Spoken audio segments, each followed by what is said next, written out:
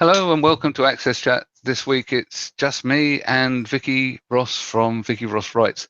Debra's and Antonio are skiving today, or otherwise known as on holiday, with it being peak silly season. So welcome, Vikki. I need to explain, I've known Vikki for rather too long. We worked together back in our formative years. So Vikki is a copywriter, and I think we're going to be talking about some really interesting topics today based around language. So Vikki, do you want to give us a bit of background as to your history and experience and how you got into copywriting? Yeah, hi Neil, hi everybody. Thanks for having me today. I've been writing copy for about 20 years. My first or second job was with Neil. Kind of got into it by accident. I knew I always wanted to be a writer, but I didn't know what a copywriter was at that point.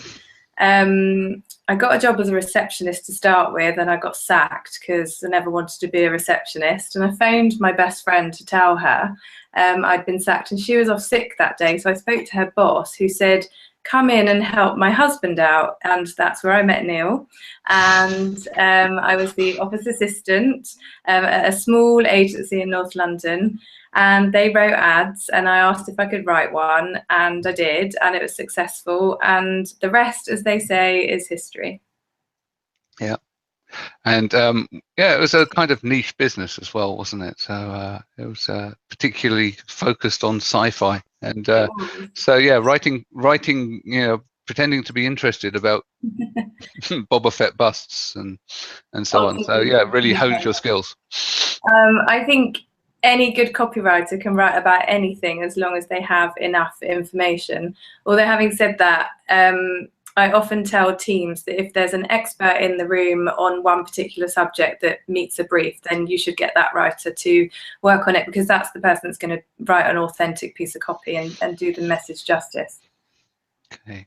So I think that often people dismiss copy as you know, or don't even notice copy. It's everywhere, and yet it's one of the ways that brands actually engage with conversations with their customers. So you know, how do we get to have a natural conversation, and particularly thinking about this audience, how do we get to have a natural conversation which is inclusive of people who are different and who have disabilities?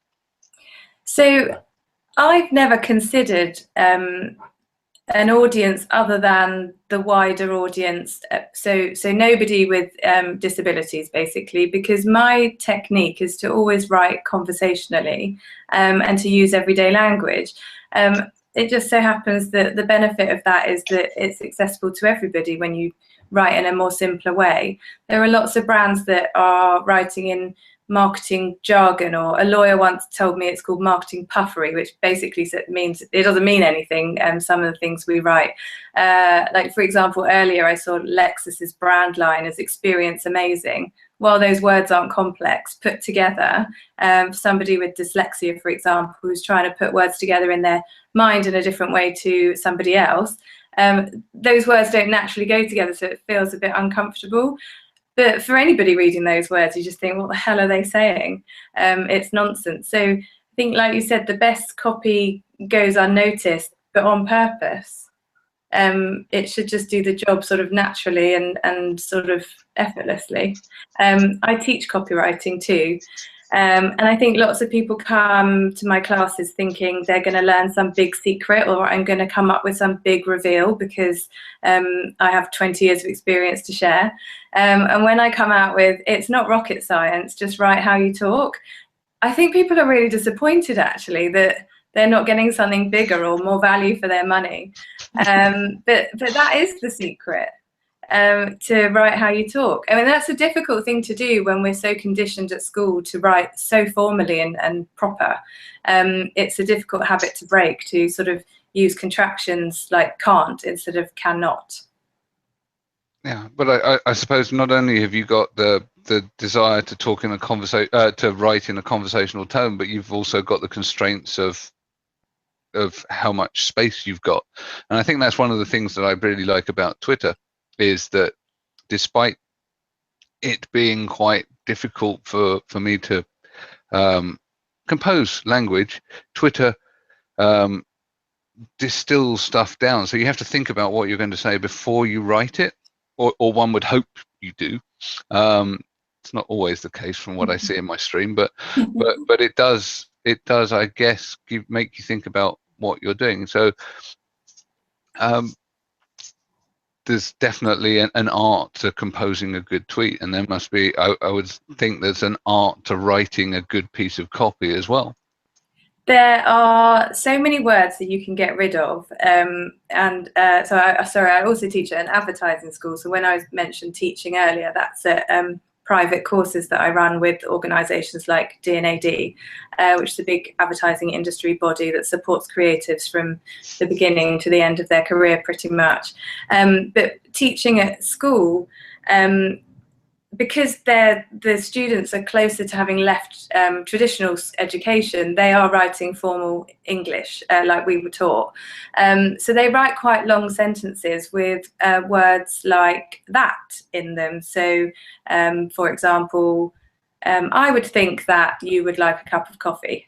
I just made that up. But you can take the word that out of nearly every sentence. So I would think you would like a cup of coffee still works. So that and very, those two words, they can always come out. And there is always a way to shorten a sentence and take out words that you don't need, or to use contractions like I mentioned, to get rid of two words and change them for one. So obviously the key is to convey meaning and to be unambiguous. And I think that that's particularly important for people with specific learning difficulties, because actually we really want to stuff to be clear. Now, if you're engaging with people of an older generation, I think that's also the case. So you're teaching people across multiple areas. Can anyone be a copywriter? Or sort of what tools would you recommend? And sort of have you come across people with accessibility issues before who are working in the profession? I like the question, can anyone be a copywriter? I recently wrote a blog post for the Marketing Society, and the title was "Everyone and No One is a Copywriter," because everyone can write something, but yet no one wants to call themselves a copywriter as they're entering into the industry, but that's a different topic. Can anyone be a copywriter? I think with the right experience and training and practice, I mean, anyone can do anything, right? Yeah.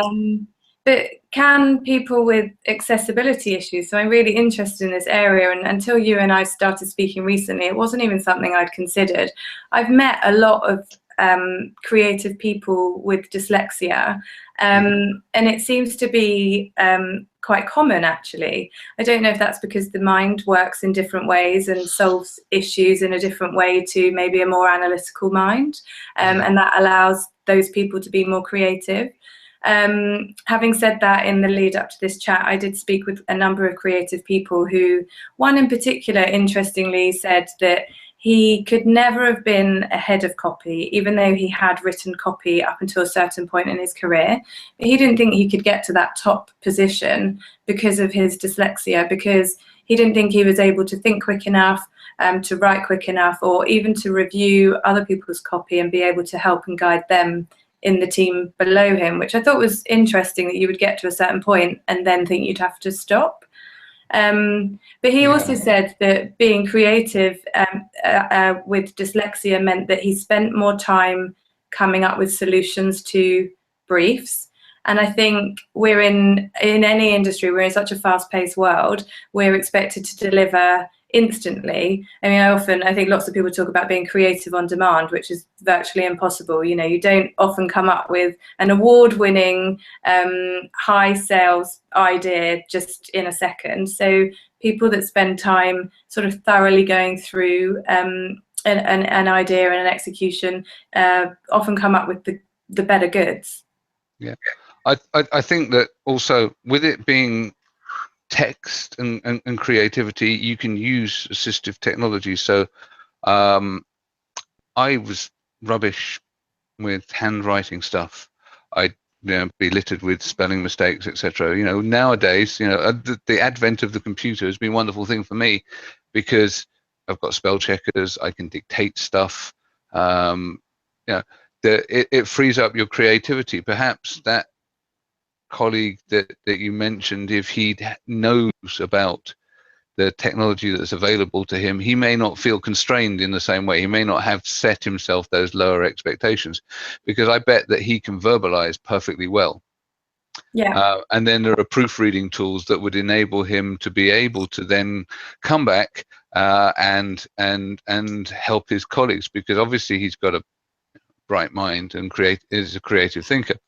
So I think that actually it could be a really good career for people who have disabilities, that can work from home, can do stuff where don't necessarily have to be in the office. You so long as you can work in a sort of self-paced way of doing things, I think that there's a real potential. Well, also you work in a creative team in the industry that I'm in, so in advertising. There are a number of people involved before an ad actually goes live. And so another person told me that whilst he may have had issues with his own confidence, he would write copy and then pass it on to the rest of the people in the team to proofread. I think one issue that comes to mind is whilst we can put words into a tool and say them out loud, everyone talks just as everyone can write.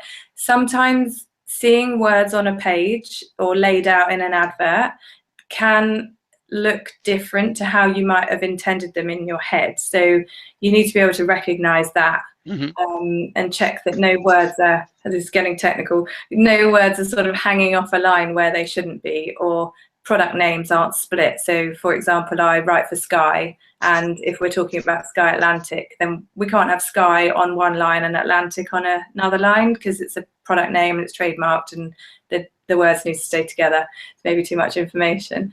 But you mentioned something I wanted to touch on further about people with disabilities working in the industry. I can't remember what you said. And in terms of it quite often remote work suits people with disabilities, and because you're using text and it's not like you're doing graphic design type work, you could use a whole range of assistive technologies to create that text, whether it be dictating it, using a head pointer, or all kinds of different devices. You can still produce the text and get from what's in here onto the page. So what I'm interested in on the working from home bit is, are there copywriters with a disability or dyslexia, probably more specifically, who work for themselves on a freelance basis? And how do they charge for their time, or do they charge by project, which is an endless issue for any freelancer anyway? And what does the client, does the client know? Is it an open relationship? Do people feel supported in their career with these issues? I think certainly we're starting to see adverts with people of a disability starring in them, where the advert isn't about the disability, they're just cast alongside an able-bodied person. But we can't just represent them in the adverts, we have to have them in the creative team as well for a more diverse workforce. There's actually an agency I found out about recently called Disability Club. Excuse me, I've made some notes. I don't want to get this wrong, because how they describe themselves, I really think it's important to say. Sorry. No, that's okay. Disability Club. Diversity isn't showing disabled people in ads. Diversity is hiring them. Absolutely. It's quite interesting. I was at Channel 4 not that long ago, where they were talking about their Paralympics coverage, and I know that you and I have discussed the Superhumans ad, which a lot of people love. A few people said was inspiration porn, but generally I think does more positive than negative.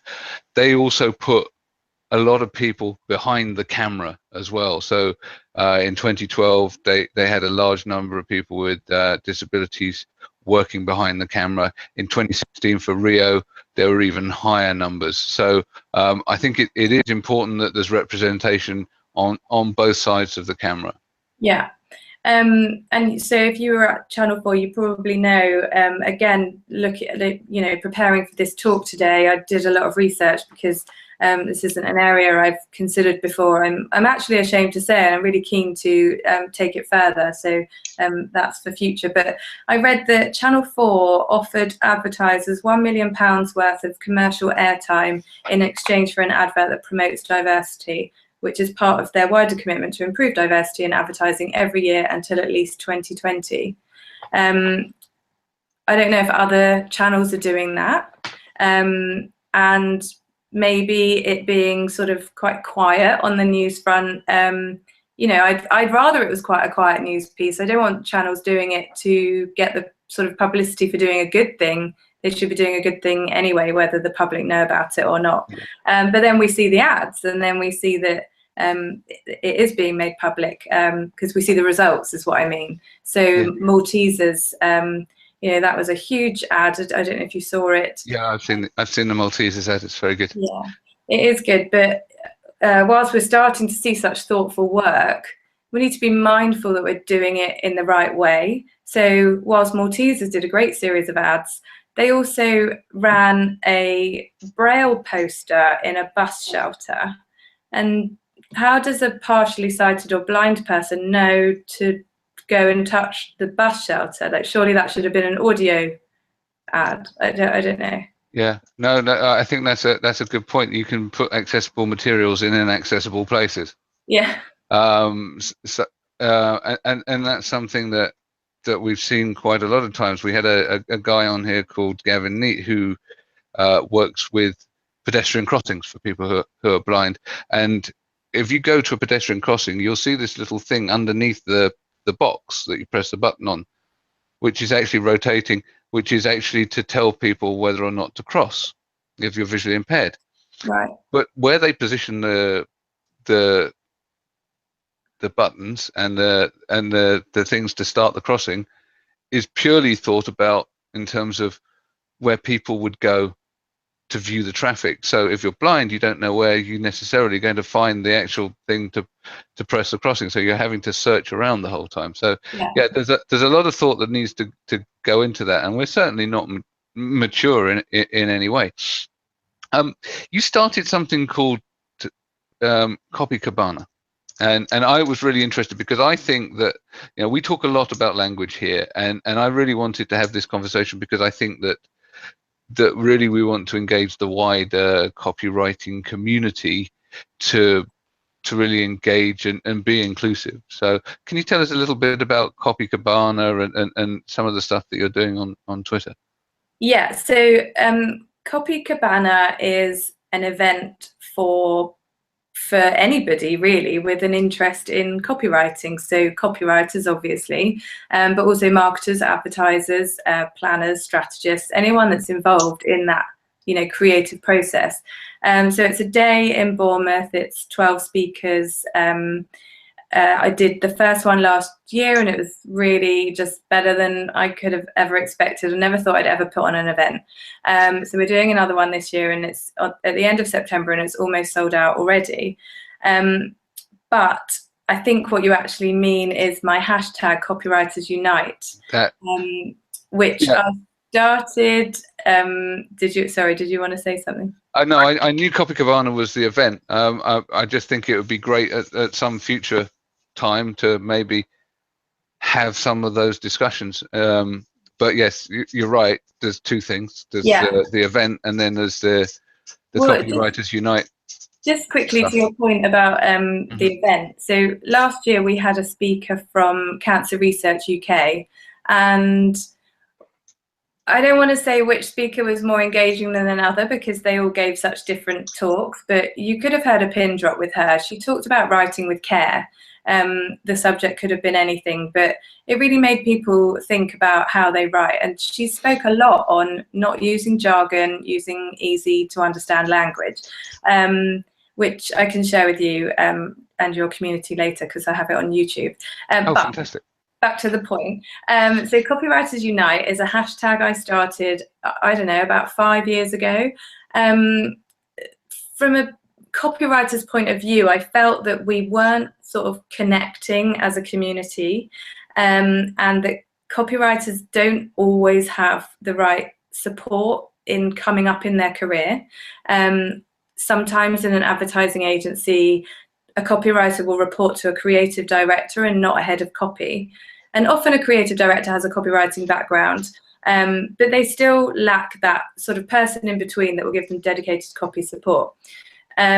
So that lives on Twitter, this hashtag, where it's grown into people talking to each other, using it every day, sharing good copy, making connections, finding support from each other. It's turned into a live quarterly meetup. Started in London, it's now around the UK. So I have various hosts that just welcome people into a pub, and we just have a drink and things naturally happen. So people have made friends, made connections, found work, collaborated on projects. And I think that we should use the hashtag to talk to copywriters on the subjects that we're talking about today.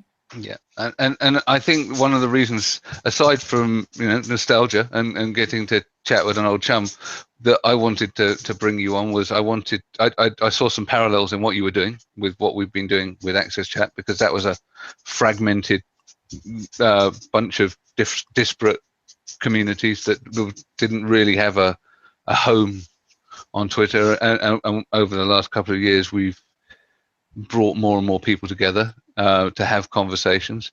We haven't had the physical meetups yet. Obviously, there are possibly greater challenges for us, but I think that at some point we're just going to have to and do it over some alcohol, preferably. So I thought that was one area that there were definitely some parallels, and I'm very interested to engage with the copywriting community, because a lot of, as you say, a lot of them felt maybe slightly unloved, maybe slightly the career prospects are not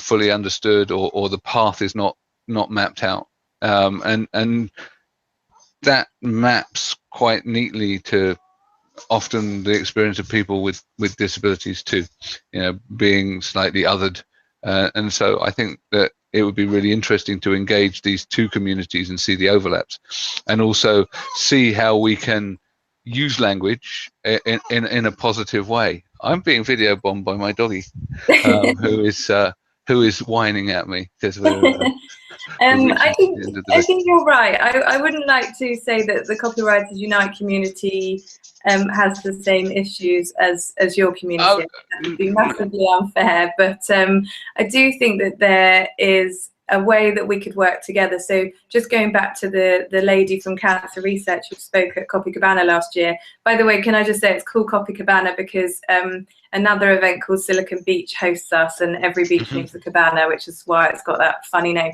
Also, I wanted to be it to be fun and a celebration. Anyway, when the lady from Cancer Research spoke, after she'd finished, we had a number of people come up to us asking if they could write copy for Cancer Research for free. Because I think a lot of us in advertising, it's sometimes thought of as a bit of a dirty job, and quite often we would like to do something that has more meaning and more worth, but we maybe don't always have the opportunity to. And just by doing the small amount of research for this call, I found a lot of people very interested in what I was going to be talking about, and wanting to find out more about this chat. So I'd be really interested to see what people sort of take out from this on my side of things, and how we can get more involved. There are agencies that don't do all the dirty work. There's an agency called The Good Agency, who obviously do work for good, and they do great work for good. And I would love to talk about them till the cows come home, really. But the need for doing good, actually, I think is reflected by the younger students that I teach at this advertising school that I mentioned, School of Communication Arts. So every year there is a level of interest in in doing work for good, not just for the big brand names. And every year that level of interest increases, so much so that the students come in with these amazing fresh minds, and they create products or come up with ideas that if these people all go on to be huge successes, which I think they will, we could be living in a fantastic world. I mean, just to give you two examples, two guys, Owen Hunter-Jenkins and Ethan Bennett, last year, they wanted to take used Ford car parts and reappropriate them for prosthetic limbs. And this year, another student, Max Lombor, he patented an idea. I don't know if this exists actually already. An LED pen for people with dyslexia, who, when they write, if they spell a word wrong, it buzzes, and then in the screen comes up the correct spelling of the word, so they can go again. So they learn while making mistakes. Does something like that already exist? There are things that scanning pens that can, but not something that's doing it while you're writing. To be honest, these days I write infrequently. I've got a pen in my hand now, but it's only me that reads my own scrawl, and that's good because it saves me from embarrassment. Because most of the time it's full of crossings outs and misspellings, whereas one of the joys of living in the digital age is that you don't have that. You can use the proofing tools. You can pretty much work on a level playing field with anyone else. I think that it's been tremendously liberating for me personally. But I think that a lot of people do still like to write, and it seems like a really neat idea, particularly for school age kids. Yeah. So you prefer to write digitally. If you were to come to one of my copywriting workshops, I say that you're not allowed to bring your laptop and you have to write with pen and paper, because I think so many people, not everyone, obviously, everyone's different, but so many people write better or are more sort of free with their creativity when they have a pen to just let flow, whereas on a computer with a white screen and black text in a, potentially ugly font, it can be quite limiting. But what do you think? I think that for the 80% of people that aren't on the neurodiverse spectrum, then that's probably the case. Mm-hmm. I would say that for me personally, the act of writing takes up most of my concentration, and therefore by using a computer, and I tend to, if I really want to be creative, I will dictate. So I'll use this microphone and software, and I will say something, and that's how I am creative. And yeah, I have access to a higher vocabulary than if I was going to write. So I would say, I would challenge your assumption somewhat, and I think that people reach their creativity in somewhat different ways, and so perhaps you want to try different ways. So maybe get people to record stuff into dictaphones, or get ideas down in multiple different ways. I mean, yes, I could write stuff down, and we could brainstorm, or we could put stuff up on a whiteboard and all of that kind of stuff. And I think it's not an impossible barrier, but it lowers the quality of my personal ideas. But each person is different, so I think the art of accessibility is the art of being flexible. Well, with anyone, everyone works differently, and what works for one doesn't work for another. So this has been fascinating, and I know that we're going to have some great discussions tomorrow night. I think we've pretty much reached the end of our half hour. I need to thank Barclays Access for helping us keep the lights on and sponsor, and supporting us. I almost said sponsor there, wrong word. Yeah, get the copy right, Neil. So thank you very much, Vikki Ross. It's been a pleasure chatting with you, and we'll see you on Twitter tomorrow night. Yes, look forward to it. Thank you.